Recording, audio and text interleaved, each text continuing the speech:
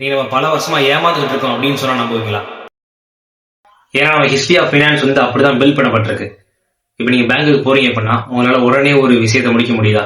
கண்டிப்பா முடியாது. நீங்க கியூல வெயிட் பண்ணணும், நீங்க காத்திருக்கணும்.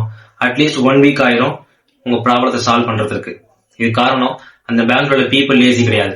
அவங்களோட சிஸ்டம் வந்து அப்படி பில்ட் பண்ணப்பட்டிருக்கு. அவங்களோட பேப்பர் ஒர்க் ஆகட்டும், பார்டர்ஸ், ரெஸ்ட்ரிக்ஷன், இது எல்லாமே ஒரு காமன் மேனோட growth வந்து ஸ்டாப் பண்றாங்க. ஏன் அப்படின்னா இது எல்லாமே சென்ட்ரலைஸ்ட், கம்ப்ளீட்டா ஒரு அத்தாரிட்டி கீழே வருது. அதனால அப்படிதான் இருக்கும், மாத்த முடியாது.